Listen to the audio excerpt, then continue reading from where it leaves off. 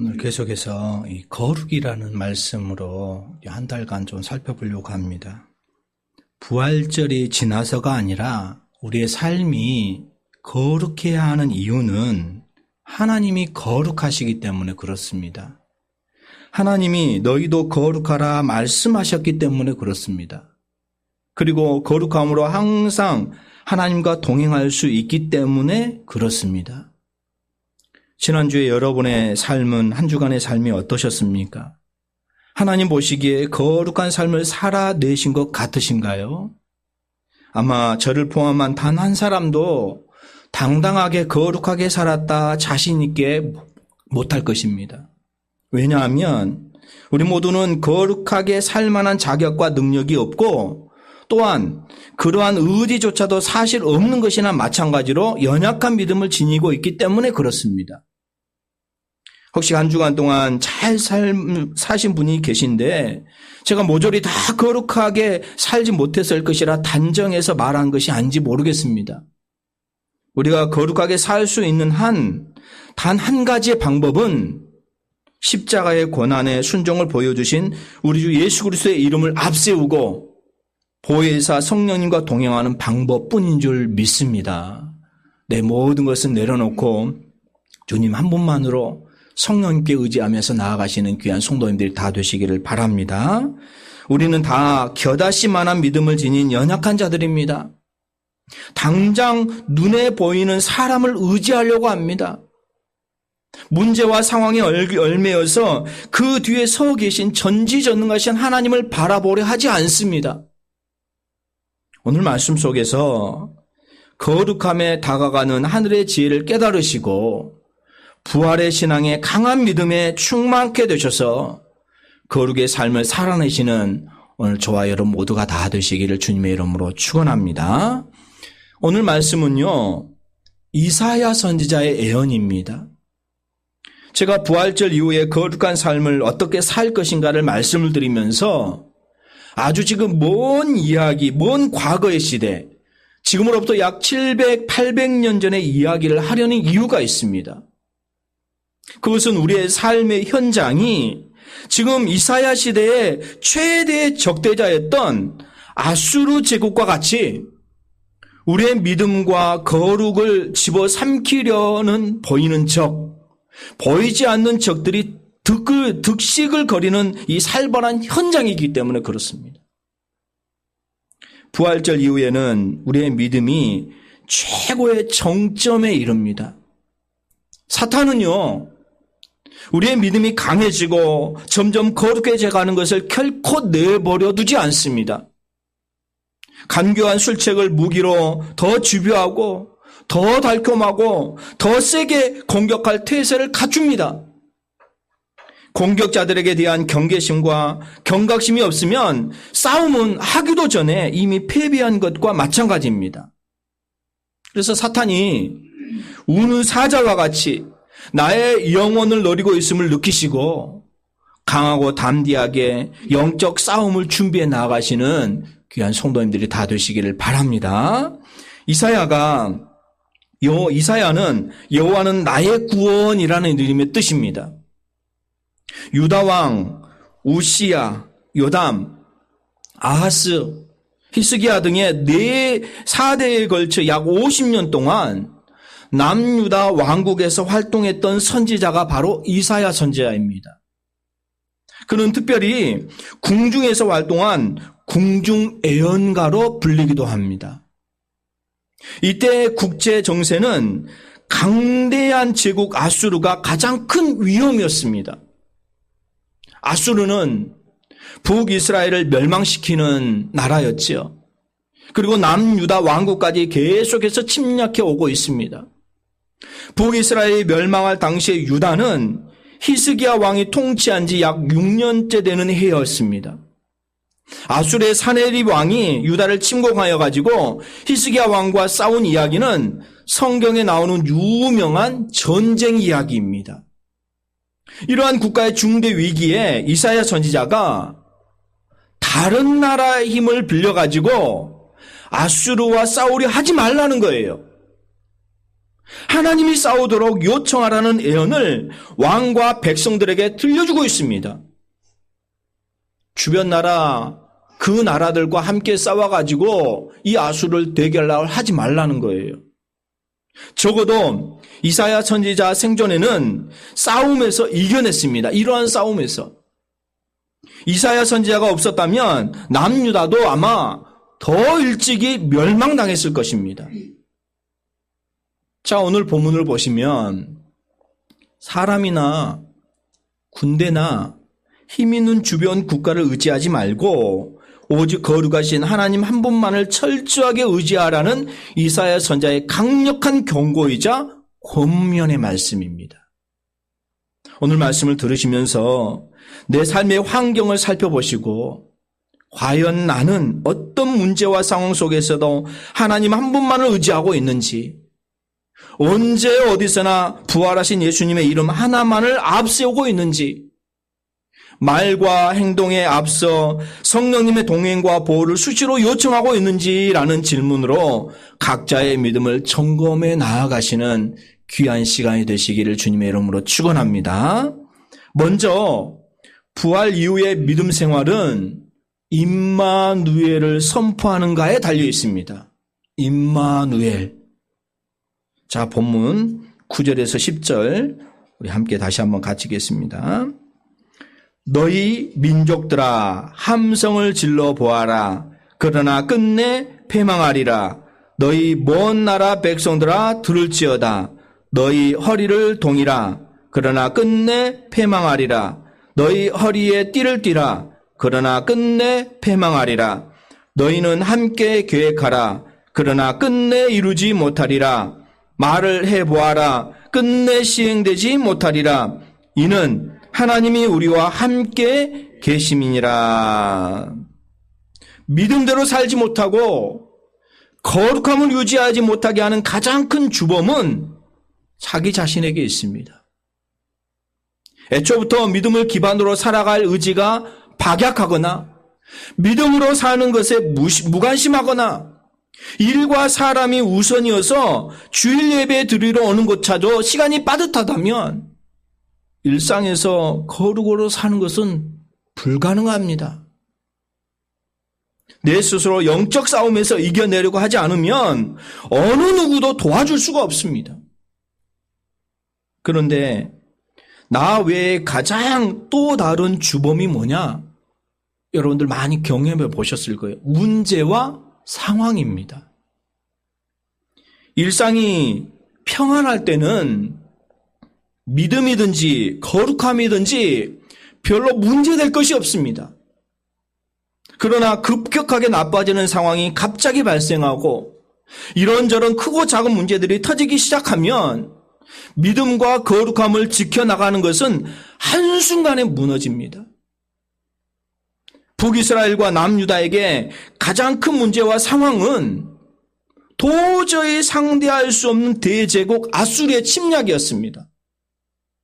이런 국가적인 대위기가 발생하자 사람들은 하나님께 기도하려는 믿음으로 이 난관을 돌파하려고 한 것이 아닙니다. 애굽이나 밑에 있는 애굽이나 오른쪽에 있는 아람이나 다른 나라들에게 도움을 받아가지고 아마 아수르가 공격해 오면은 전쟁을 준비하자 이렇게 했습니다. 이렇듯 보통 사람들의 심정은 매우 급한 일이 생기면 주변 사람이나 다른 무엇을 의지하려는 경향이 너무 강합니다. 이것이 연약함이죠. 이 사람의 연약입니다. 하지만 부활신앙으로 살아가는 믿음의 사람들은 이런 돌발적인 문제와 상황을 만날수록 하나님을 굳게 의지하는 훈련이 철저하게 되어 있어야 한다라는 거예요. 오늘 이사야 선지자의 말씀 보세요. 9절 말씀을 보니까 이렇게 먼저 시작하죠. 너희 민족들아 라고 이렇게 침략자들을 부르면서 너희 제국의 무리들아 너희가 함성을 지르든 허리를 동이든 허리에 띠를 띠든 하든지 해볼 돈은 해봐라. 끝내 패망하리라. 계획해봐라. 이루지 못하리라. 말을 해보라 시행되지 못하리라 이렇게 담대하게 선포하고 있어요. 무서워서 떠는 것이 아니라 오히려 대제국을 조롱하는 이사야의 배짱이 대단합니다. 오늘을 살아가는 우리도 그렇습니다. 문제가 있었을 때 우리가 강력하게 선포해야 돼요. 하나님 앞에 내 거룩함을 잃지 말아야 돼요. 이사야는 힘도 없으면서 괜히 헌을 쏟아내는 전쟁을 독려하기 위해서 한번 해보자는 응원가를 부른 것이 아니에요. 하나님이 싸우시도록 요청하면 하나님께서 친히 싸우실 것임을 확신하기 때문에 반드시 승리할 수 있다는 자신감을 보여준 것입니다. 무모하리만큼 그렇게 승리를 장담하는 이유가 제가 첫 번째 임마누엘이라고 말씀했죠. 임마누엘. 무슨 뜻입니까? 오늘 말씀 10절 마지막에 나와 있죠. 하나님이 우리와 함께 계심이니라 라는 말씀입니다. 하나님이 함께 하신다라는 믿음만 있으면 이미 이겼다고 승리를 선포해도 괜찮습니다. 우리의 눈으로 보면 도저히 상대하지 못할 엄청난 위험이 보이는 것도 하나님이 보시기에는 한낱 지푸라기 같다라는 말씀이에요. 하나님이 싸우시도록 맡기면 됩니다. 우리가 문제와 상황을 보고 겁이 나고 두려움을 느끼는 것은 맡기는 것이 안 되기 때문에 그렇지요. 맡기는 것에 대한 훈련을 받아본 적이 없기 때문에 그렇지요. 맡기면 이긴다는 승리의 경험이 없기 때문에 급한 나머지 자꾸 내가 하려고 하고 내가 화내려고 하고 남의 힘을 빌려 어떻게 해보려고 하다가 오히려 큰 낭패를 보게 되어진다라는 말씀이에요. 지금 북이스라엘이나 남유다가 멸망할 때도 하나님에게 제대로 도움을 요청하지 않고 줏대 없이 이 나라, 지금 밑에 있는 애굽, 오른쪽에 있는 아람 이런 나라의 도움을 청하다가 비참한 멸망을 당했다는 거예요. 지금 우리도 마찬가지입니다. 문제와 상황을 물리쳐 주시고 적들을 패망하게 해준다고 하고 약속하셨는데도 내가 하려다가 넘어지고 또 내가 하려다가 빼앗기고 끝까지 내가 하려다가 돈 잃고 건강 잃는 경우가 허다하지 않습니까? 우리 주변의 사람들 많이 보세요. 목회자도 저지만 다른 교회 목회자들도 보면 똑같은 것 같아요. 어려움을 겪게 되어지더라고요. 그러면서 혼자 낙심과 절망 속에 생각하기를 조금만 더 했으면 될 뻔했는데 누군가 조금만 더 도와줬으면 분명히 됐을 텐데 이런 엉뚱한 생각을 하면서 정작 하나님이 싸우도록 요청하지 않아서 멸망당했다는 진짜 이유를 깨닫지 못하는 경우가 대부분 많습니다. 하나님을 의지하려는 시도를 하지 않는 사람은 믿음이 없는 자가 아니라 바보 같은 사람이에요. 불신자가 아니고 그리스도인들이 어떤 문제와 상황 앞에서 하나님을 의지하려는 기본 대응이 실행되지 않았다면 누구의 문제입니까? 그렇게 하도록 먼저는 가르쳐주지 않았다면 목사가 가장 큰 책임이지요. 교회 안에서는. 말씀으로 가르치고 올렸는데도 꼼짝하지 않고 여전히 내가 할 거야. 내가 조금만 더 하면 될 것 같아 라고 대도 않는 열심을 내려고 한다면 누구 탓할 것 없이 각자 결과를 책임져야 될 것 같다 라는 말씀입니다. 이사야 선지자가요. 지금 가르치는 자 위치에 있지요. 그래서 열방의 악한 무리들을 향하여서 이 지금 9절 10절 말씀해 보니까 너희들은 패망할 거야.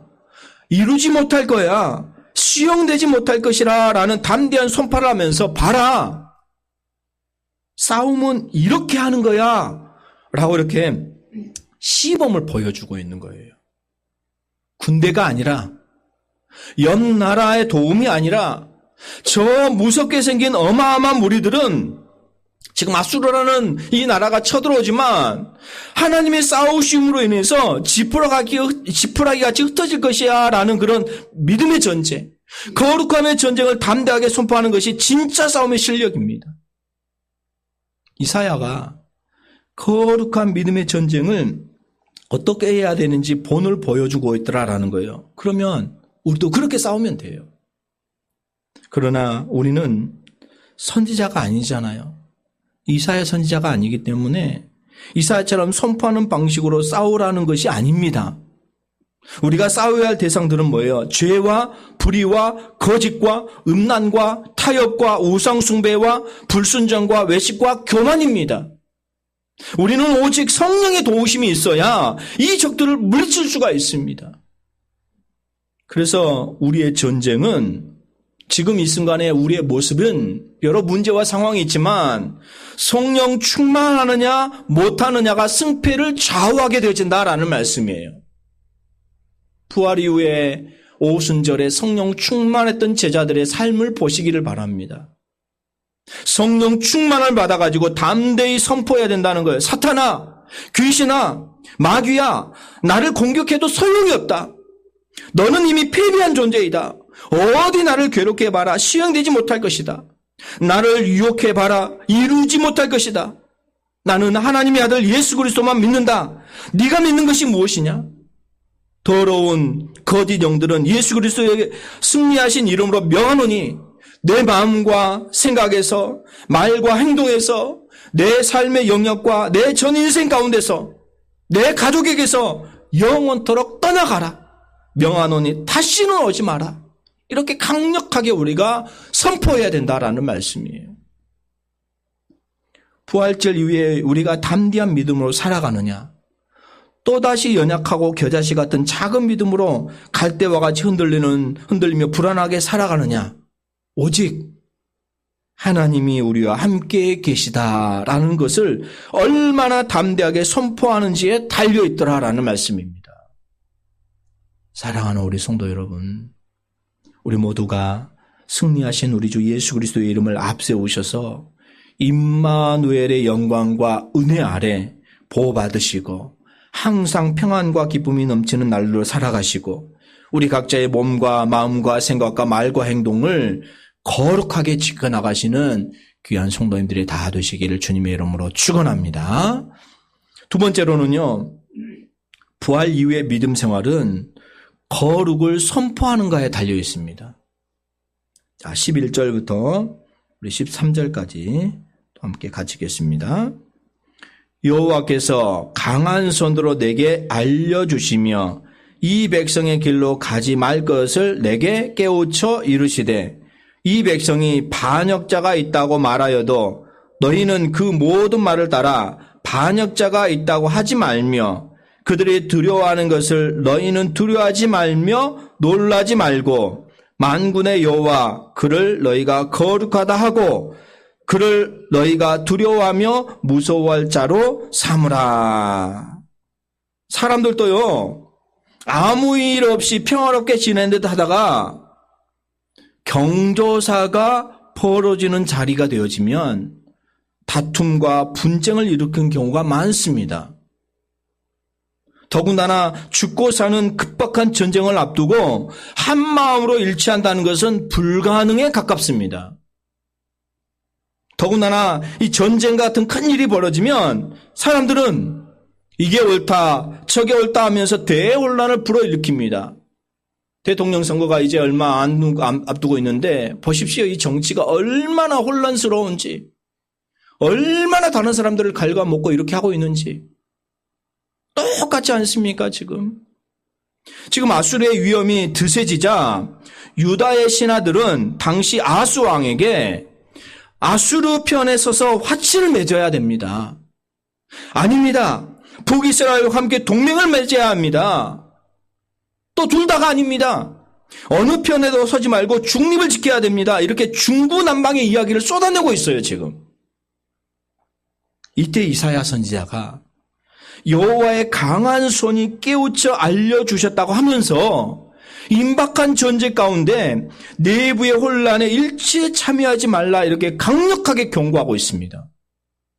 이사야는 서로 자기 주장을 하면서 상대방을 반역자로 공격하는 그는 진흙단 싸움에 빠지지 말고 오직 한 가지만 하는 것이 우리의 유일한 살 길이다라고 이렇게 알려주고 있는 거예요. 이사야가 말한 이 살 길이 당시에도 살 길이었고 지금 말씀을 듣는 저와 여러분들에게도 유일한 살 길입니다. 특별히 믿음으로 거룩으로 살아가야 한다는 단 하나의 삶의 방식이 바로 이것입니다. 이사야가 말한 유일한 살 길이 13절입니다. 13절 우리 다시 한번 같이 읽겠습니다. 만군의 여호와 그를 너희가 거룩하다 하고 그를 너희가 두려워하며 무서워할 자로 삼으라. 만군의 여호와라는 호칭을 우리가 알 수 있잖아요. 이미 여호와 하나님만이 만군의 주인 되심을 선포하고 있습니다. 셀 수 없는 하늘의 군대를 거르신다라는 말씀이에요. 우리의 싸움이 아닌 만군의 사령관이신 여호와 하나님이 싸움의 선봉에 서주시도록 요청을 하고 있습니다.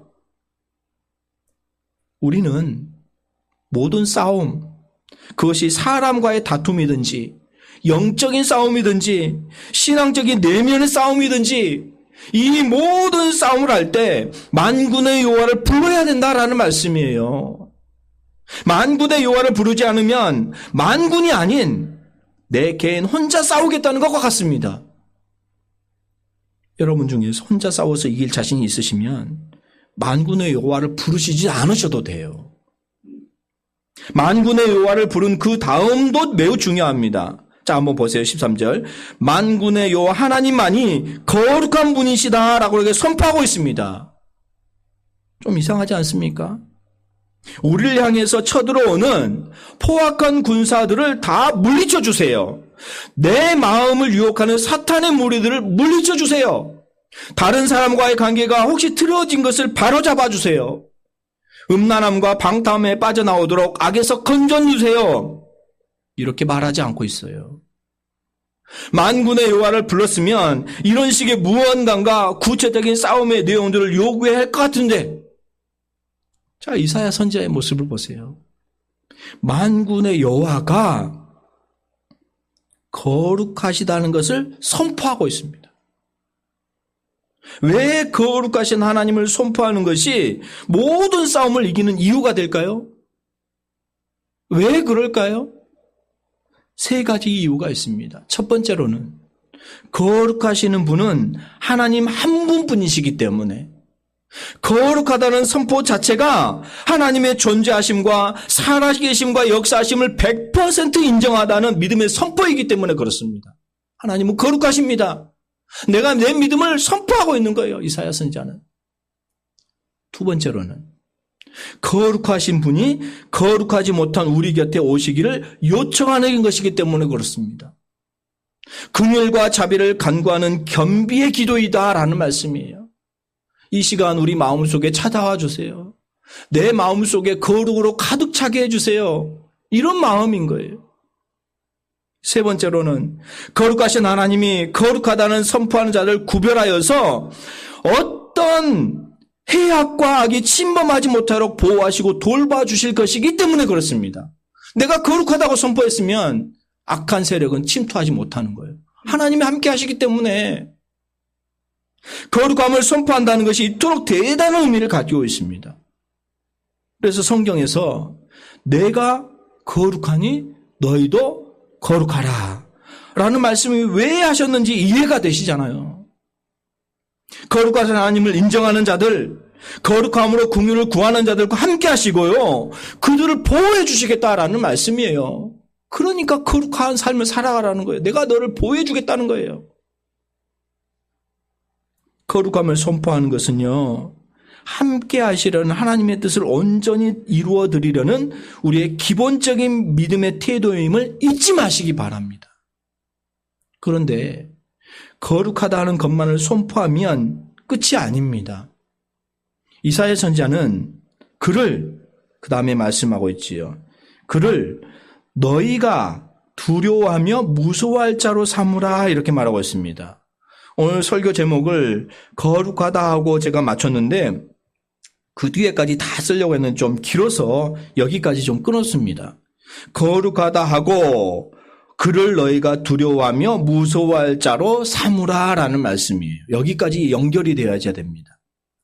당시 유다 백성들은 잔혹한 아수르 군대의 소문만 듣고도 너무나 무서웠어요.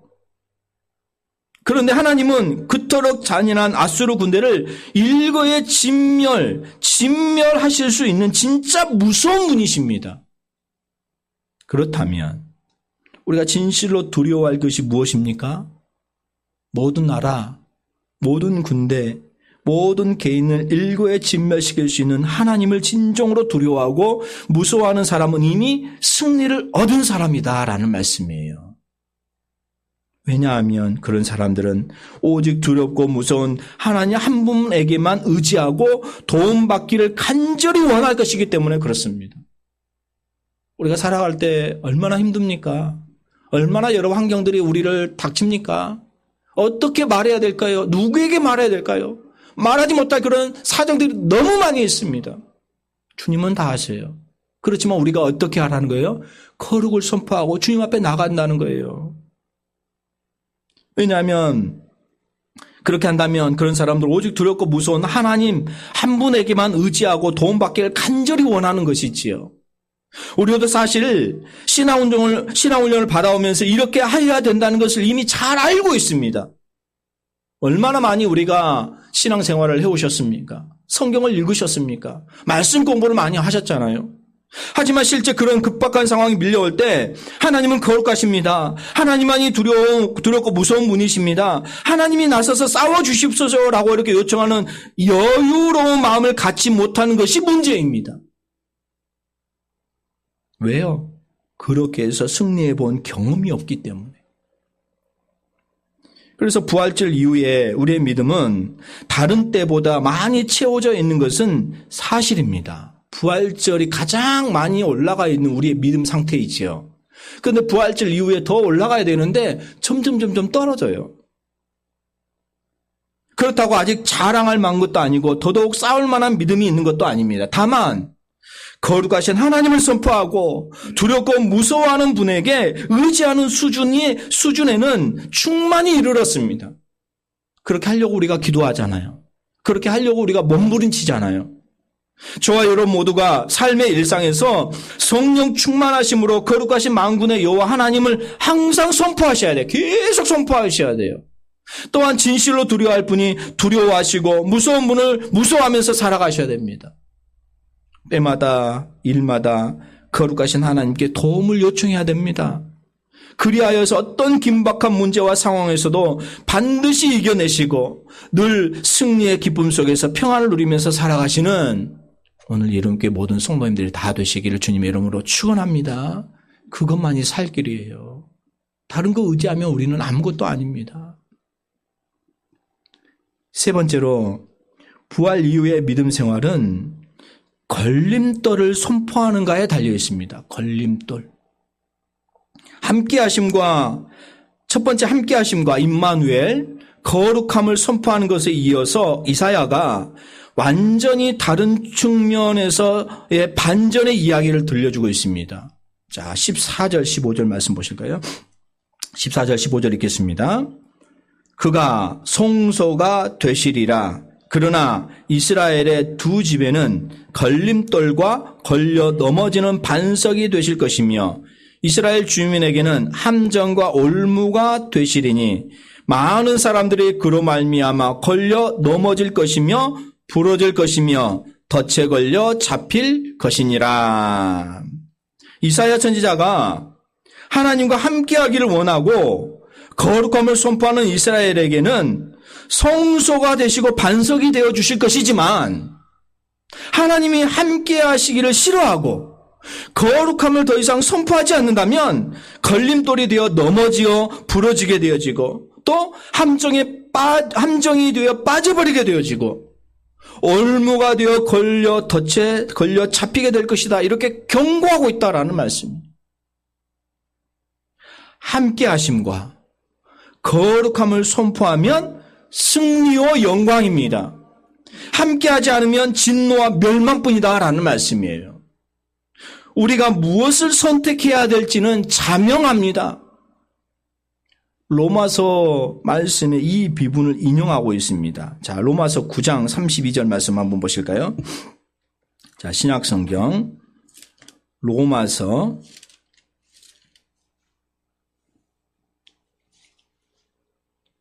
9장 32절, 33절입니다. 신약성경 253쪽 로마서 9장 32절 33절 함께 읽겠습니다. 어찌 그러하냐 이는 그들이 믿음을 의지하지 않고 행위를 의지함이라 부딪힐 돌에 부딪혔느니라. 기록된 바 보라 내가 걸림돌과 거치는 바위를 시온에 두노니 그를 믿는 자는 부끄러움을 당하지 아니하리라 함과 같으니라. 이렇게 말하고 있습니다. 믿음을 의지하지 않고 행위를 의지하기 때문에 부딪힐 돌에 부딪혀버린 거예요. 걸려 넘어지는 자들은 믿지 않는, 믿음이 없는 행위를 하였기 때문에 그렇습니다. 우리가 믿는 하나님이 송소와 반석으로 함께 하시는 것은 당연합니다. 하나님이 걸림돌과 함정과 올무가 되어서 나를 멸망시키기를 바라는 사람은 단 한 사람도 없을 것입니다. 하나님을 모르거나 믿지 않는 사람들도 동일한 마음일 것입니다. 하물며 이스라엘처럼 선택받았다고 하는 자들이나 이 시대에 예수님을 믿는 그리스도인들 중에 누가 걸려 넘어지고 싶겠습니까? 누가 함정에 빠지고 싶겠습니까? 누가 어려움에 겪고 싶겠습니까? 그런데 실상은 하나님이 송소와 반석이 되기보다 걸림돌이 되는 경우가 많습니다. 그만큼 이 세상은 믿음이 없는 시대인 거예요. 아마 이사야가 이 시대의 예언자였다면 작금의 세상과 세태를 바라보면서 경악했을 것입니다. 구약 시대보다 훨씬 더 세고 훨씬 고강도의 무서운 경고를 했을 것입니다. 우리는 걸림돌에 걸려 넘어지지 않아야 하지만 여기에는 오히려 자주 걸려 넘어져야 한다는 신앙의 역설이 있습니다. 내 욕심, 내 자랑, 내 공상, 내 자존심, 내 습관, 내 언행들이 수시로 반석에 걸려 넘어져서 깨져야 되고 부서져야 됩니다. 부딪히고 또 부딪히다 보면 가루가 되어집니다. 가루가 될 때쯤 믿음의 수준이 성경에서 말하는 그리스도의 장성한 분량에 이르는 상태가 되어 있지 않겠습니까? 걸림돌에 걸려 넘어지지 않아야 하지만 걸림돌에 자주 걸려 넘어져야 한다는 이 역설이 우리 신앙을 성숙으로 이끌어가는 유효하게 작동되어지는 그런 작동의 원리이기도 하더라라는 말씀이에요. 믿음의 반석과 송소, 믿음 없음의 걸림돌과 함정과 올무가 우리 인생 앞에 놓여 있습니다. 매일매일 우리의 삶은 이 두 가지 중에 하나를 선택해야 되는 끊임없는 고민의 시간입니다. 무엇을 선택해야 되는지가 우리의 믿음과 거룩함을 유지해 나가는 척도가 될 것입니다. 이사야 선지자 시대는요, 결국 걸려 넘어지는 결과가 있었지만 오늘 말씀을 들은 우리들은요, 이사야와 같은 선지자의 선포가 없다 하더라도 반석이시며 부활의 첫 열매가 되시는 예수님을 알고 있기 때문에 절대로 걸려 넘어지지 않는 선명한 선택을 할 수가 있습니다. 주님을 의지하면 되잖아요. 주의 말씀을 따라가면 되잖아요. 예수님이 우리와 함께 하신다는 것이 너무너무 감사하고 또 감사하잖아요. 오늘 말씀으로 이사야 선지자는 믿음으로 거룩으로 살아가야 하는 그리스도인들에게 세 가지를 선포하고 있습니다. 들려주고 있습니다. 하나님의 함께 하심을 선포하라는 거예요. 우리와 함께 하시는 하나님, 저와 여러분들과 함께 하시는 하나님, 나와 함께 하시는 하나님, 그 하나님을 선포하라는 거예요. 두 번째로는 하나님의 거룩하심을 선포하라는 거예요. 내가 거룩하니 너희도 거룩하라라는 말씀입니다. 나도 거룩합니다. 거룩하신 하나님을 찬양합니다. 라고 이렇게 선포하라는 거예요. 마지막으로 또 하나님의 걸림돌을 선포하라는 거예요. 부활절 이후를 살아가는 우리 모두가 오늘 말씀으로 인해서 한층 더 믿음과 거룩함을 진지하게 붙잡고 살아갈 수 있는 힘을 얻으셨으면 좋겠습니다. 왜 어려움이 없겠습니까? 왜 여러 가지 상황들이 나에게만 이렇게 펼치는지 모를 때 어떻게 해야 되겠습니까? 오늘 이사야 선지자가 그렇게 말하고 있는 것 아니겠습니까? 사랑하는 우리 성도 여러분, 저 여러분 모두가 매일같이 반석과 성수에 머무는 은혜를 누리셨으면 좋겠습니다. 매일같이 걸림돌을 피해서 평안의 삶을 살아가시는 그런 성도님들이 되셨으면 좋겠습니다. 오직 믿음으로, 오직 거룩함으로 부활하신 우리 주님과 동행하는 복된 인생길을 당당하게 걸어갔으면 좋겠습니다. 주님 다 주셨을 때 저는 그렇습니다. 주님 다 주셨을 때 내가 너를 도무지 알지 못한다. 이런 삶을 살아가면 안 되잖아요. 내가 너와 함께하여서 축복한다. 어서 오너라. 내가 너에게 축복한다. 나사로가 아브라함 품에 있었던 것처럼 우리는 이제 주님 품에 나가는 그런 길만 남았잖아요. 그런 삶으로 오늘 이사야 선지자가 이렇게 말하고 있지요. 거룩하다 하고 그를 너희가 두려워하며 무서워할 자로 삼으라.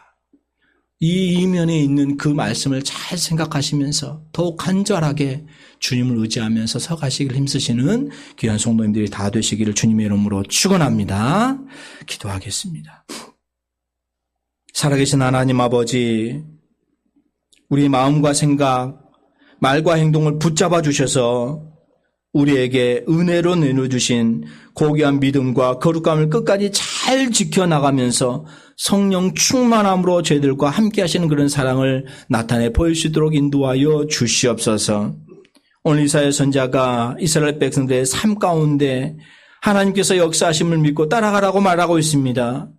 주변 나라를 바라보지 아니하고 너희들에게 거룩함을 잃지 말고 하나님께서 함께 하시는 그런 하나님의 임마누엘 되시는 하나님을 의지하면서 서라고 말씀하고 있습니다. 오늘을 살아가는 우리도 동일하게 이 말씀이 또 덧입혀지기를 원합니다. 하나님 우리와 함께 하십니다. 하나님은 거룩하십니다. 하지만 우리가 이 시대를 살아가면서 여러 가지 걸림돌이 있습니다. 그때마다 주님께서 저희들에게 함께 하심을 믿고 오직 예수 그리스도의 능력으로 이어나갈 수 있도록 인도하여 주시옵소서. 살아계신 하나님께서 우리 모든 성도님들 가운데 임재해 주시고 가정을 지켜주시고 사업을 지켜주시고 우리의 삶을 주장하여 주셔서 우리가 거룩함으로 서갈 수 있는 귀한 성도님들이 다 될 수 있도록 인도하여 주시옵소서. 내가 생각하려고 할 때가 참 많이 있습니다. 내 힘으로 하려고 할 때가 참 많이 있습니다. 그때마다 주님이라면 어떻게 하셨을까? 주님께서 나와 함께하여 주셔서 말과 행동과 삶이 온전히 서가기를 힘쓸 수 있는 거룩함을 보일 수 있도록 인도하여 주시옵소서. 우리 이름교회를 특별히 지켜주시기를 원합니다. 이곳에 하나님의 하나님 되심의 역사가 나타나기 위해서 이 자를 세워주시고 여기까지 인도해 주신 하나님, 앞으로의 삶도 우리는 알지 못하지만 하나님께서 함께 해주시는 그런 사랑으로 우리가 믿고 나아갈 수 있도록 인도하여 주시옵소서. 가정의 달, 가정들을 축복하여 주시기를 원합니다. 자녀들을 축복하여 주시기를 원합니다. 멀리 떨어져 있고 여러 환경에 있지만 그 가운데서도 주님께서 함께 하시는 축복을 누리며 나아갈 수 있도록 인도하여 주시옵소서. 직장을 축복하여 주시기를 원합니다. 사업체를 축복하여 주시기를 원합니다. 하나님께서 함께 하시는 그런 사랑을 우리가 나타내 보이면서 그런 삶으로 서갈 수 있도록 주님 함께하여 주시옵소서. 모든 말씀을 감사를 드려오며 예수 그리스도의 이름으로 기도하옵나이다. 아멘.